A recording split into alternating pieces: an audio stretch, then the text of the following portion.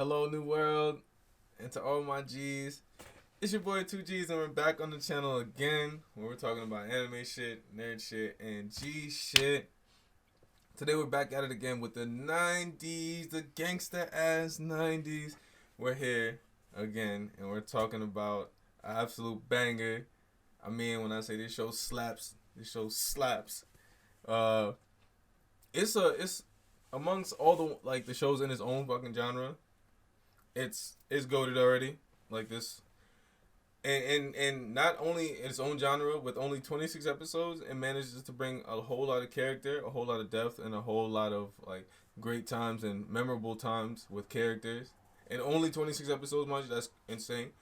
But today we're talking about Cowboy Bebop, and look at it, I got the Cowboy Bebop. You know, I got some shit on me. You know, but shout out to Cowboy Bebop for laying the way for a lot of different space cowboy shows, and it was in the mix with a few other shows. I know Outlaw Star, and I can't remember the other ones, but this one shines the most out of all of them by far. Partly because of the soundtrack, bro. The soundtrack bumps. It bumps. I'm telling you, it bumps. First of all, you didn't even know you were a fan of smooth jazz. You are. Listen to the intro, Tank.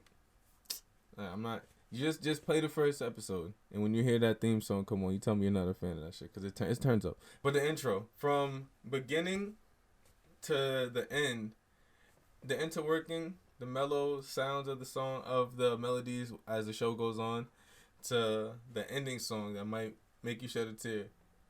It's all just fantastic arts of work, you know? So, it was written by Kiku Nobumoto, and it was directed by Shinichiro Watanabe.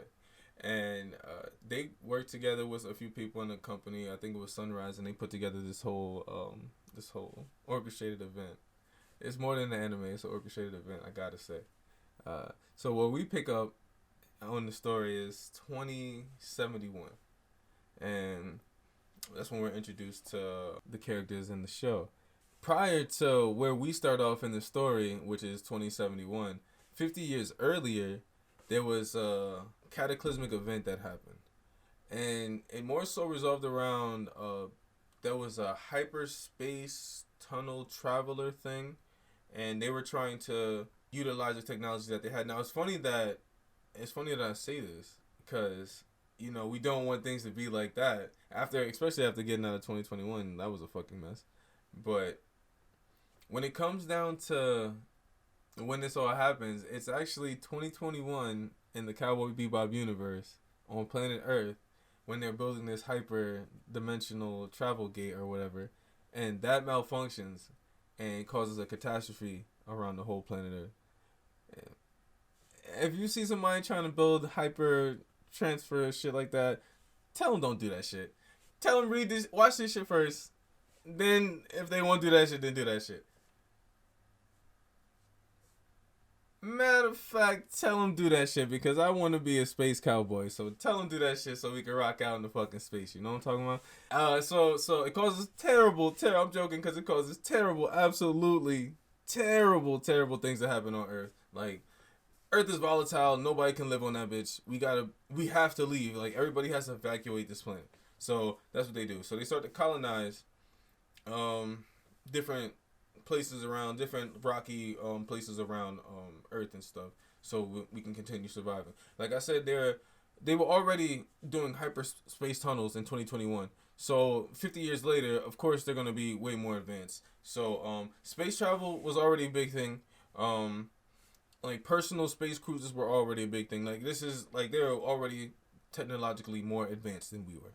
We pick up on the story after the events, 50 years after that, in 2071, with Spike. And Spike Spiegel, this fella here, is the captain of the ship Bebop, if you want to call it that. If you want to call him a captain, they have a more fully fledged title, but we'll talk about that a little later. So, with the fact that everyone had to evacuate Earth at the same time, it caused a lot more than the catastrophe on Earth. It caused a lot of shit to happen via transport. Think of it like some people were trying to get their gains and their comeuppance when you get the idea that, hey, look, we all have to evacuate, but where are we gonna go to? And when I get there, I want to be top dog when I get there, type of shit. People don't want to just work together and solve something. People want to go over there and be leader and take charge. And it's incredibly insane how, you know, people move, and it relates to a lot of the shit that happens in our world. Because I could imagine if, you know, we're all like, whole Earth is fucked, but somebody's like, well, if the whole entirety of the Earth is fucked, well, I'm gonna be a little bit less fucked than you are. I'm gonna take your shit and be better, you know, and leave you stranded because whatever. Like, that's the type of vibe that they give off in Cowboy Bebop. Everything is the land of the lawless basically now. Like, there aren't any governors. Like, I make it akin to this, so to speak. If we go to the moon and colonize the moon, does it make it our property? And if that's the case, does anyone else have the rights to colonize different parts of it? And how would we feel if somebody was to step on a part of something that no one should own? I don't think the moon should belong to anyone. But if you colonize it, are there rules to it? You know, there's so much shit behind it. And that, I can see why that would cause some problems within nations and stuff. You see somebody and they're like, hey, this is my moon. I'm like, bullshit. I see the moon every damn night. That's my shit too. It's everybody's shit, right? That's what I'm thinking. But in the land of Cowboy Bebop, like I said, it's lawless, so people don't follow rules as such. So in that time, a lot of crime came around. It was hitmen, it was mobsters, it was petty thieves, it was cat burglars. Everything is so in a big commotion and stuff.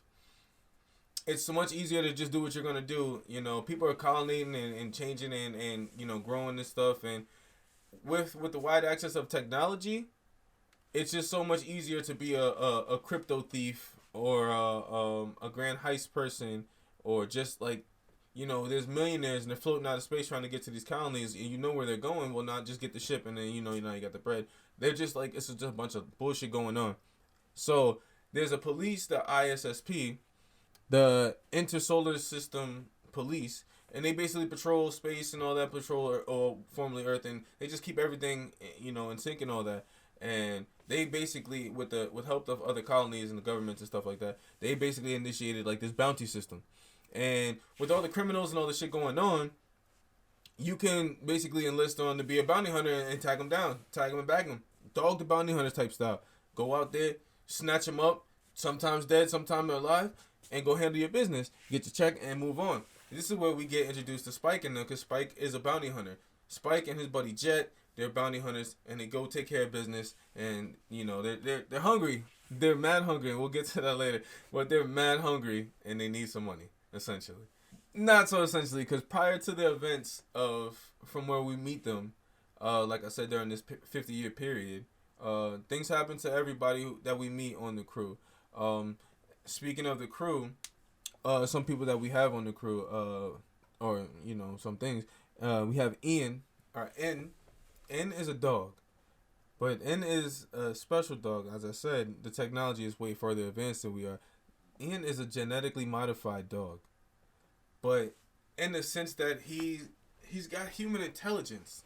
He's on par with humans. He can contemplate his own plan and act them out. And I feel like what a benefit to have, you know. I mean, it doesn't have to be a dog necessarily, but to have that slight upper hand, because everyone's underhanding this dog. Like, oh, what? It's just a little dog, whatever. No, I'm not going to worry about it. But lo and behold, that dog has intelligence on par or further than yours, so he can do a lot of things. So that's pretty cool to have on your team. Next, we have another member, Edward. And I swear, for the life of me, I thought Edward was a dude. With the name and all, I assumed he was a guy. But lo and behold, nah, she is a chick. And she's very smart. The most tech-savvy person on their crew. She encrypts, decrypts, firewall hacking, anything, whatever you wanted her to do with the computers, scan security codes and all that stuff, she can do. She's just nasty with the tech. She's a little childish because she is a child, but her skills are not to be fucked around with. She will get all your bread via Cash App. You know how these hoes be Cash Apping nowadays. So, hey, it is what it is. Another member of the crew that we have is Faye Valentine. Faye Valentine is basically just a cat burglar. She like a petty thief. She can finesse you out of anything. She bad. But don't fuck with her because she will snatch your pockets right off you. Take your wallet and all that. She's a finesser when it comes to that shit, and she can finesse anybody. So, she's a great person, and also going through her own personal traumas as she doesn't have much recollection of any memory. So she doesn't know necessarily what she used to be, which is why she chose to be a petty thief. And her story is told more and on throughout the show. So it's very heartwarming, heartfelt moments with her. And she's like somebody who's definitely gonna pull at your heartstrings like a tether. And you will see how she resolves herself and how she becomes a better person now and the whole thing. We got Jet. I talked about Jet earlier. Now Jet actually flies the ship, which is why I didn't know if I was gonna call, Spike captain or not. But it's his crew essentially, so it is what it is. But Jet actually used to be in the ISSP, but chose to do something else with his time and energy and stuff to make something. It's like in this 50-year span, there's shit that happens, and that's definitely something that they expand upon in the show. He flies, tough guy, He gets in a lot of shit just along with Jet, and they hang out. Just along with Spike, and they hang out. Then we got this guy himself, Mr. Cool fucking self, Spike Spiegel. Spike Spiegel got to be the coolest motherfucker alive. He sit back, looking just like that, bogey in his mouth. What's happening, man? I gotta take care of business. It is what it is. Body's gotta drop. I gotta get paid. Handling my business. Cool, smooth motherfucker. Although his background, everybody has a deep portion of their background that was affected to them in that 50-year period and stuff, or maybe even shorter up until those times. And Spike definitely had a background that was a little bit more intense, seeing as he used to be a hitman in this organization, but things got a little choppy with some of the people in there, specifically this guy named Vicious. And if your name is Vicious, you're probably vicious. But things got a little choppy, and he had to do what he had to do and part ways. But everyone on the ship had a life prior to this. All of them had things that they had going on prior to this. Whether it's Faye, whether it's Edward, whether it's Jet, they all had things going on prior to this. But now at the moment, when we see them as they join the team and as they get together and stuff, they are now bounty hunters, and they're all broke. That is the whole thing to sum up this shit. They are broke. Of course, they got their own means and their own storyline, their own things that they want to get into. But listen, they go through so many bounties, getting these racks. I mean, with high numbers, and by the end, they're always broke. Why are they always broke? They always find some way to fumble the bag. The bag is here, and they always find a way to fumble the bag. It's insane. They can't get a grip. It's prior to the fact that's one of the most funnier parts. Even besides the fact that they're serious about what they're doing, they just can't never get the bag. Sometimes it's because they make the right decisions in life and they just want to be good people. Because overall, none of them are terrible people. Circumstances have you going through different things, but you're not a product of your circumstances all the time. You don't have to be like that. Things change. People can change. So they decided to be bounty hunters, and they figured we're capturing criminals. It's a good thing. We should be, doing this all. So why not? Kudos to them to decide to do something better. So as they travel and do all these things to get their bounties and find out the mystery between, Spike and Vicious and all these different things, and find out what happened to all these people prior to the 50 years in between, you gotta check out the show. It's fucking amazing. The soundtrack will keep you there alone, but the characters will make you want to fall in love with the show. I swear on everything, it's a great show in the 90s. If I had to rank it 10 out of 10, it's a 10 out of 10. Without a doubt, it's a 10 out of 10. It's an amazing show. Y'all gonna love it. I guarantee it. But it's part one of two-parter. We got another two-parter for y'all motherfuckers. We're gonna pass to Willie in the cozy corner and see what's happening over there with him. He probably got some dope shit for you. I don't know. I might be there. Who knows?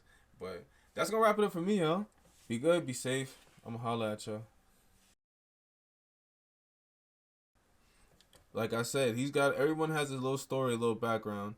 I'm skipping someone. Oh shit!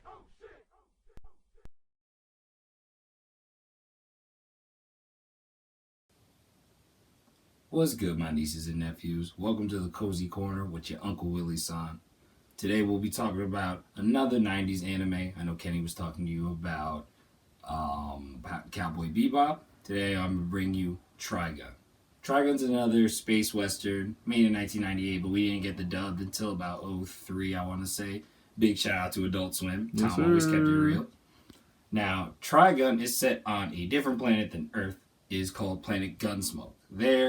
They've reverted back to a time where, it's more like cowboys slinging their guns around, and it follows the main character, Vash the Stampede.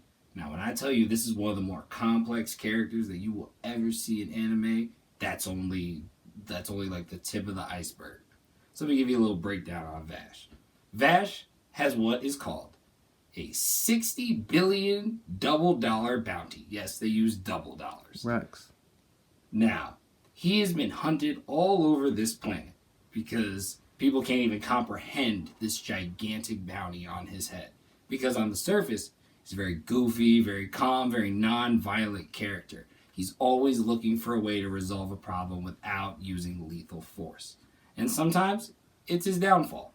As you see, he gets a lot of scars from a lot of interactions with people that just want his bounty. Now, his mental state is also in question. This show doesn't dive into it till about like halfway through, but Vash's real origins are they're just ruined with violence and death all around him. He literally, it's like he's always in the wrong place at the wrong time. And honestly, he's just looking for a way to just live his life and be happy-go-lucky. He's not really trying to cause any problems, but a problem always seems to find him. 26 episodes. It will have you up, down, sideways. It's one of the greatest 90s ones, and it's very, very short. They also had a movie iteration, Badlands Rumble, or Rumble in the Badlands. Nasty. Disgusting. Literally the ultimate case of, I shouldn't have been here, but now I am, and I gotta deal with the problem. Vash is one of those real ones. He's a great protagonist. You'll find yourself relating to him, and then you'll be like, wow, can he also relate to me? And you're probably thinking, well, how, man? It's just the anime. Yeah, no. This show tugs at your heartstrings. It's gonna leave you wanting more. I rewatch it because it's like Yu Yu Hakusho. That 90s animation ages pretty well. There's nothing really wrong with it. The dubs are pretty clean. The fight scenes are epic. You don't get it. They would run down on Vash. He'll be in a saloon, chilling. All of a sudden, the place just gets lit up. Thousands of bullets everywhere. Smoke clears. A metal sign falls. And Vash is just sitting there. Unenthused. Ready for smoke. He's just ridiculous. He's a badass, but he's also a goofball. He's one of the most lovable badass characters you can honestly find. He keeps the heat on him. Yeah, and he stays with the heat. You don't understand what I mean by he stays with the heat. It's on the right and it's on the left. And you don't even understand. You don't even see the left. Believe me. It's a great show. I go check it out if I was y'all. It's a great cornerstone 90s anime right there with Yu Yu Hakusho. It's got violence. It's got drama. And it really just leaves you wanting more. Also, for anyone who loves westerns or any type of westerns, yeah, if you enjoy people shooting bullets, you just want to see somebody get run up on with a giant gun, Trigun. For sure. Trigun. For sure. Vash the Stampede. Trigun. One of my absolute favorite 90s, right up there with Yu Yu Hakusho. But he's great character development, so well written. Saying so well written doesn't even do it justice. Great show. Go check it out. And that red jacket clean. Yeah, that's a red fact. Jacket clean. Bro, the red leather trench coat he pulled up it everywhere. Ridiculous. Swag. But yeah, nah, man. Go check that out. Go like and smash that subscribe button. And we'll catch y'all next week. Now, we're going to the fit of the week where I actually won't even be doing it. Kenny actually wants a shot at it. So surprise, let's go see what the boy motherfucker. got. What's good, y'all? It's your boy, Uncle Willie-san. When we're finally back, bringing you another anime fit of the week. And I've kind of been rushing through these vids, so I want to take some time and really point out some good clothes for y'all, you know what I mean? Really take care of y'all. But without further ado, who's ready to get fresh with Uncle Willie-san? Well, actually, this week, it's my boy, Kenny-san, who wanted to come get fresh in the cozy corner, you know what I'm saying? Sporting a pair of Concord 12s, black jeans, purple flannel, and the anime piece that we're looking for. It is the Hiei Atsuko shirt, Hiei from Yu Yu Hakusho. Classic anime, classic fit. And now, another one in the books.